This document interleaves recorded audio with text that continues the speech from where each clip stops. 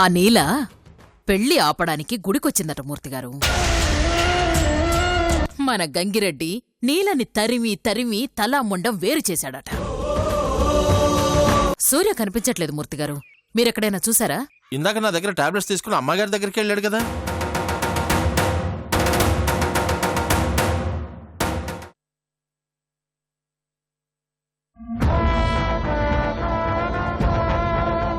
అమ్మా, ఊరంతా వెతికాను, సూర్యబాబు ఎక్కడ కనిపించలేదు.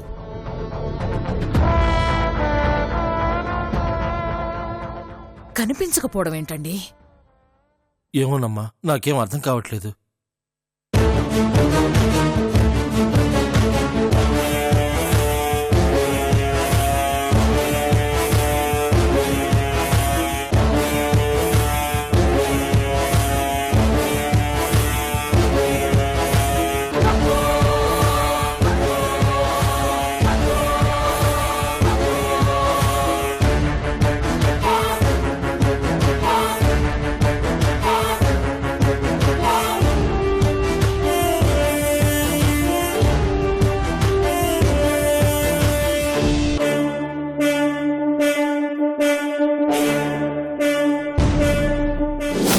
నీలని తెలియక వాళ్ళనెక్కడో చోట సేఫ్గా దిగబెట్టమని సత్తిని పంపించాను.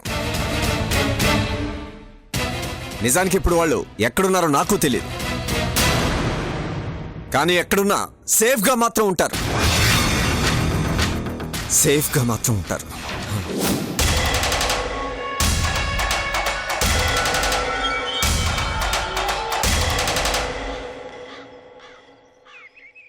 మూర్తిగారు, అమ్మా, ఇది ఆ సుబ్బు పనైతే కాదు కదా?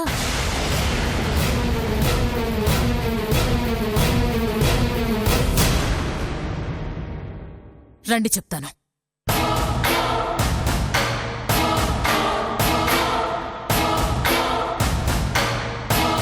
ఏమైందిరా, పనైపోయిందా? లేదమ్మా.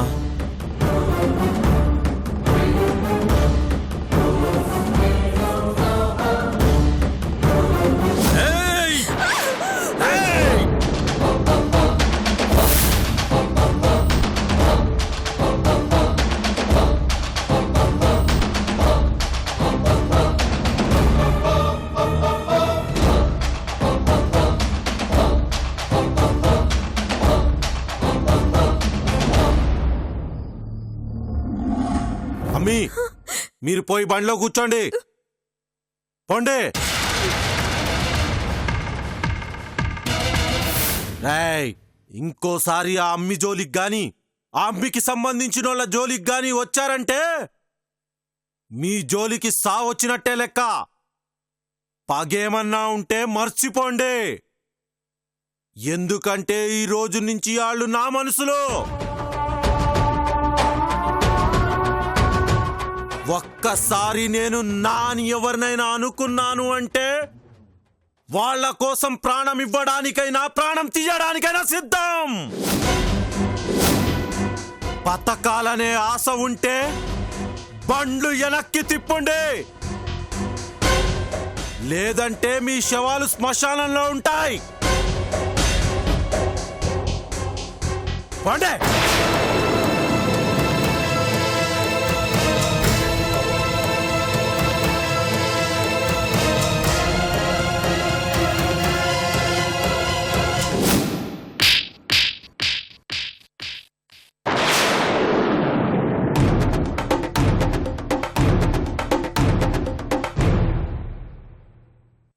చెత్త వెదవల్లారా,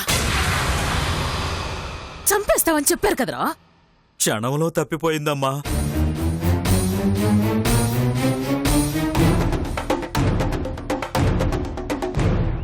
ఇది కూడా ఖచ్చితంగా ఆ సుబ్బుగడి పని అయ్యుంటుంది. నాకు ముందు నుంచి అనుమానంగానే ఉంది. వాడే తెలివిగా నీల వాళ్ళని మీ కంట పడేలాగా చేసి, మీరు వాళ్ళ వెంట పడేలా చేసి ఇక్కడ ఇక్కడ ఇక్కడ సూర్యుని కిడ్నాప్ చేశాడు. అక్కడ మనుషుల్ని పెట్టి నీలను కాపాడాడు.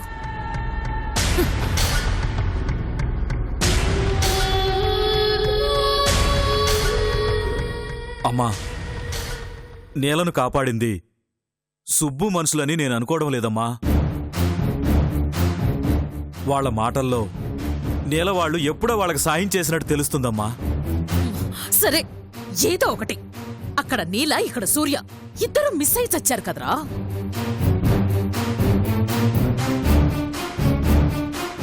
ఏంటి మమ్మీ ఇలా జరిగింది?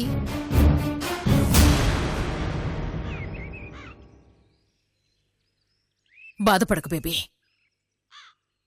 ఏ రోజుకైనా నీ మెళ్ళో తాళి కట్టేది సూర్యనే. పాతాళంలో ఉన్నా సరే సూర్యని వెతికి పట్టుకొని తీసుకొస్తాను.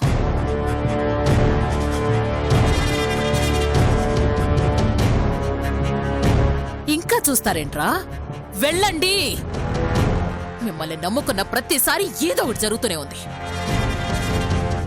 సుబ్బుగాడు ఎక్కడున్నా సరే వాణ్ణి వెతికి పట్టుకోండి. లేదంటే మీ అందరినీ ముక్కలు ముక్కలుగా నరికేస్తాను. కాళ్లపారాని ఆరకముందే సూర్య వచ్చి బేబీ మెళ్ళో తాళి కట్టాలి. లేదంటే అలాగేనమ్మా.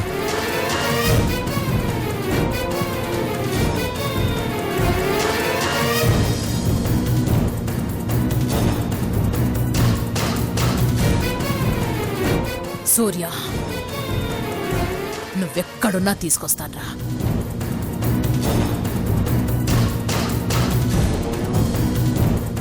నీలా, నిన్ను మాత్రం వదిలిపెట్టను.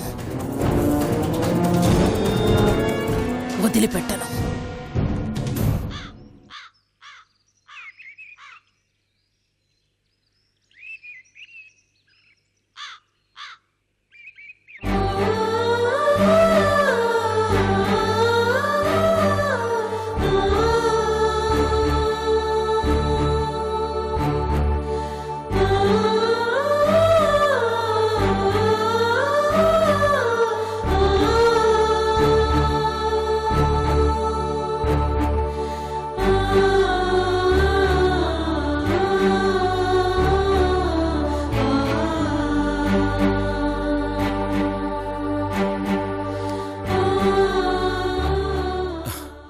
అసలు ఎవరమ్మి వీళ్ళు?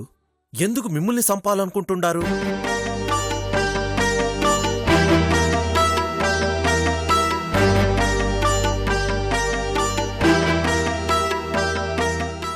చెప్పండమ్మా. నేను మీకేదైనా సహాయం చేయగలననుకుంటే అది నా అదృష్టంగా భావిస్తాను. సాయం చేసే మనసు మీకున్నా ఆ సాయం పొందే స్థితిలో మేము లేమండి.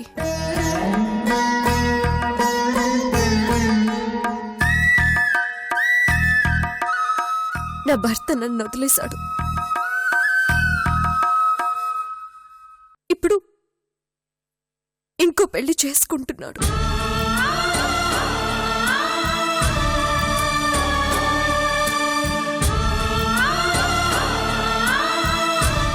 మా మధ్యున్నది కేవలం మనస్పర్ధలే అయితే వాటిని తొలగించే ప్రయత్నం చేయొచ్చు. కానీ అతనికి నా మీదుంది ద్వేషం, పగ.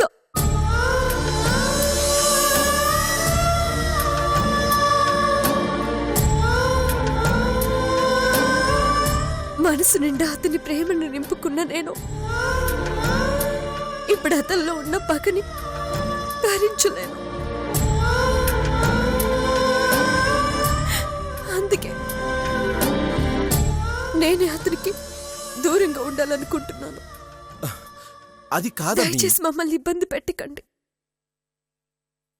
ఇప్పటికే మా కోసం మీరు చాలా రిస్క్ తీసుకున్నారు.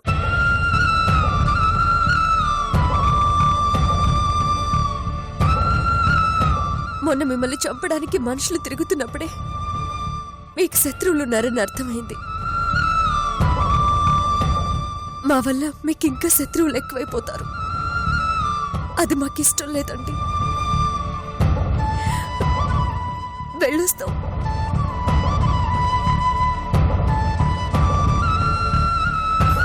యాడికెళ్తావమ్మీ?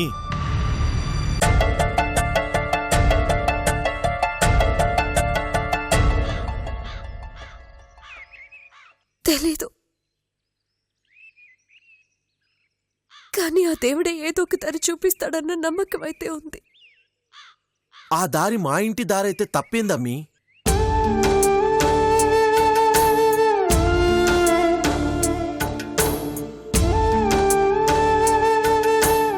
కడుపుతో ఉన్నాం, కష్టాలలో ఉన్నాం. నా ప్రాణం కాపాడిన మిమ్మల్ని ఇట్లాంటి పరిస్థితుల్లో వదిలి ఎట్టా వెళ్ళమంటావమ్మీ?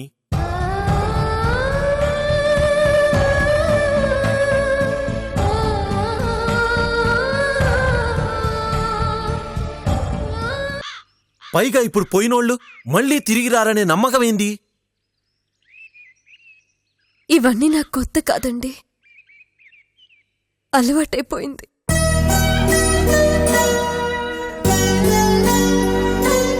ఆయుష్ ఉన్నన్ని రోజులు ఆ దేవుడే కాపాడుతాడు.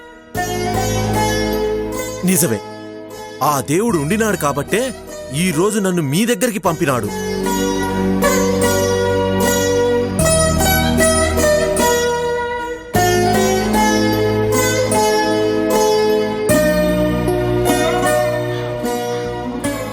అమ్మా జానకి, ఆయన చెప్పేది కూడా నిజమే.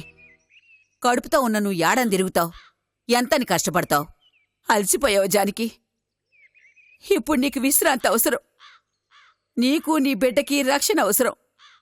వీళ్ళ దగ్గర ఉంటే నువ్వు క్షేమంగా ఉంటావని నాకు నమ్మకం ఉంది.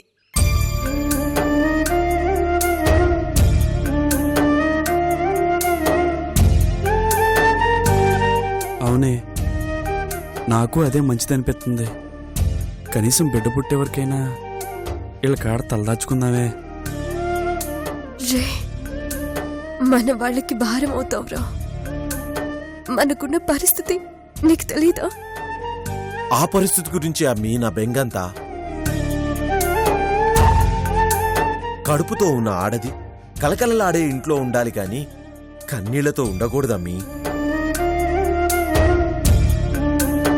నా మాట విని నాతో వచ్చేయమ్మీ.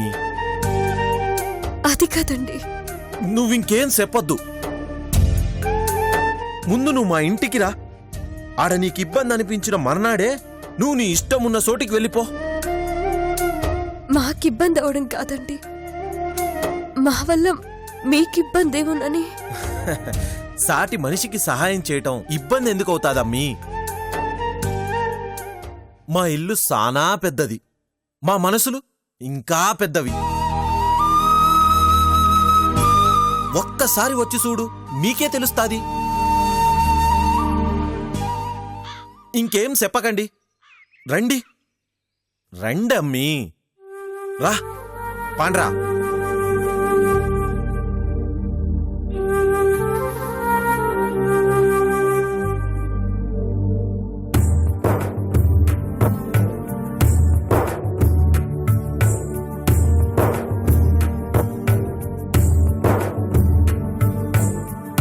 నీ కంటి పాపల్లోన నిలబడదు నిన్నటి స్వప్నం, నీ వెంట నీడల్లోన కనపడదు రేపటి సత్యం.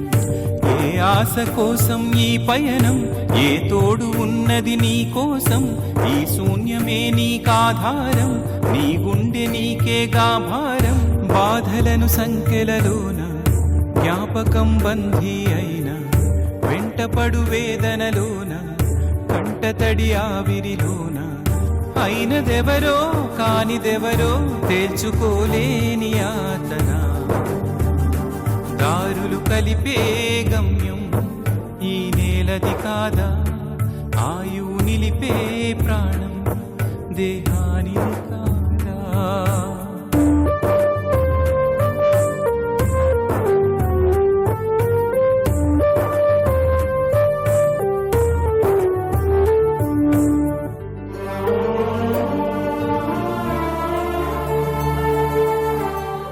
ఏందమ్మీ నువ్వింకా అట్టా ఉండవు? జరిగింది మర్చిపో.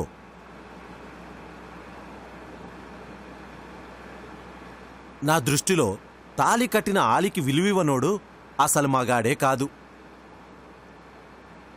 మనిషి కూడా కాదు. ఆడి గురించి నువ్వెందుకమ్మా ఆలోచిస్తూ ఉండావు? కడుపులో బిడ్డ గురించి ఆలోచించు. ఆణ్ణి ఎట్టా పెంచాలో ఆలోచించు.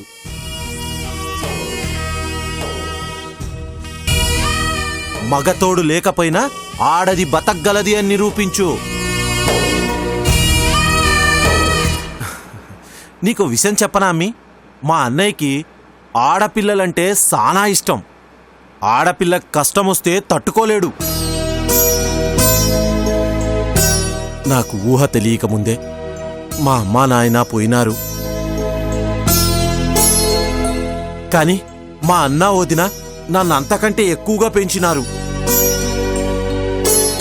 వరుసకి తమ్ముణ్ణే అయినా కన్న కొడుకు కంటే ఎక్కువగా చూసుకుంటుండారు. మీరు నన్ను కాపాడినారని చెప్పినప్పుడు మా అన్నయ్య మిమ్మల్ని చూడాలని చాలా ఆశపడినాడు. ఇప్పుడు అదే జరుగుతుండాది. నాకు చాలా సంతోషంగా ఉండాది. ఇదిగో పరా ఇంటికి పోతుండాము, అక్కడ మనుషులు ఎట్టుంటారు అని కంగారు పడమాకండి. మా వాళ్ళు ఎవరితో అయినా ఇట్టే కలిసిపోతారు. మీ సొంత ఇంట్లో ఉన్నట్టుంటది. చూడండి.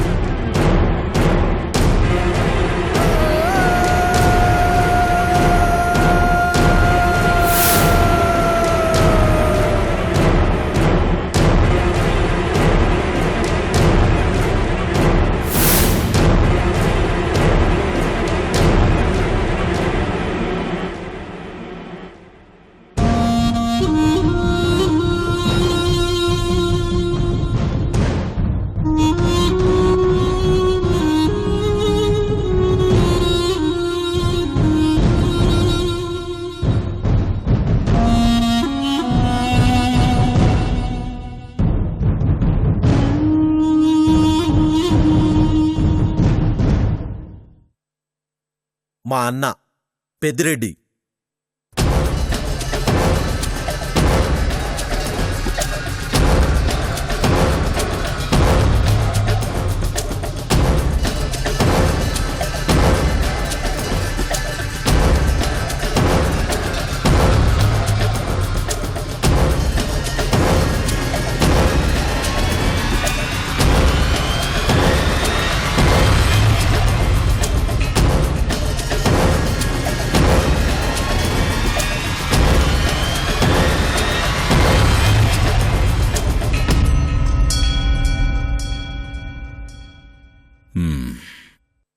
అంటే నీ కూతుని చదివించను అంటావు.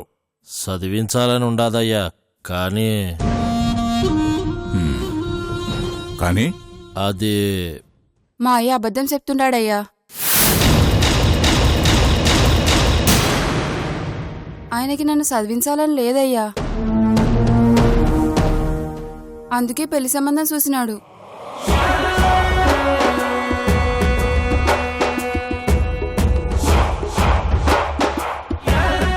ఏందిరా ఆ అమ్మాయి చెప్తా ఉండదు నిజమేనా?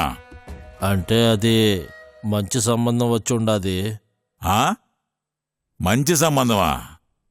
15 ఏళ్ళు కూడా నిండని అమ్మాయిని చేసుకొని నీకు వస్తున్నాడంటే అది ఎట్లాంటి సంబంధం అర్థమవుతా ఉండదు.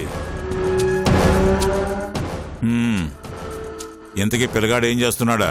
అదేదో సిమెంట్ కంపెనీలో కూలి పని చేస్తున్నాడా? మా బతుకులకి కూలి పని చేసేవాడు కాకుండా 10 మందికి అన్నం పెట్టేవాడు వస్తాడా అయ్యా? 10 మందికి పెట్టబడలే. పసుపు తాడు కట్టించుకున్న ఆలికి పెడితే చాలు.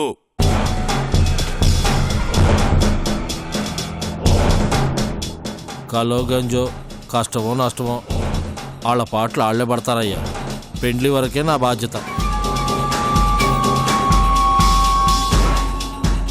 బాధ్యత అంటే అల్లుడికి కాళ్ళు గడిగి అత్తామామ అనిపించుకోవడం కాదురా. బాధ్యత అంటే అది కంట తడిపెట్టకుండా చూసుకోవడం. బాధ్యత అంటే దాని వెనక మీరున్నారనే భరోసా. బాధ్యత అంటే దానికి కష్టం వస్తే ఓదార్చడం.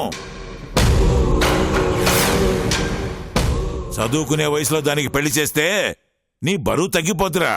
కాని దానికి బతికే బరువు అయిపోద్ది. భవిష్యత్తు కళ్ల ముందే కారి బూడిదైపోద్ది.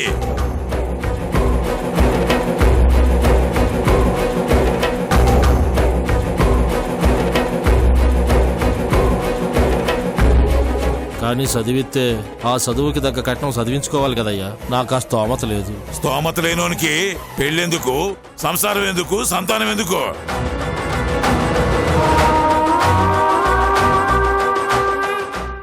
ఏమ్మా, నీ కూతురు గురించి నువ్వు ఆలోచించేది నిజమే అయితే నేను కొన్ని ప్రశ్నలు అడుగుతా, సమాధానం చెప్పు.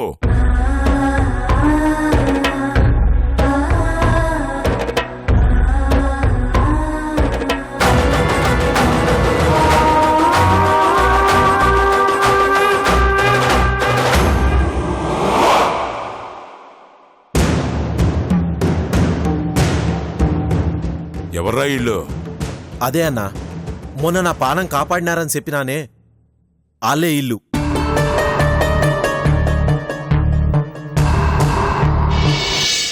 పాపం సానా కష్టాల్లో ఉన్నారు. ఈ అమ్మిని భర్త వీధిపాలు చేసినాడు.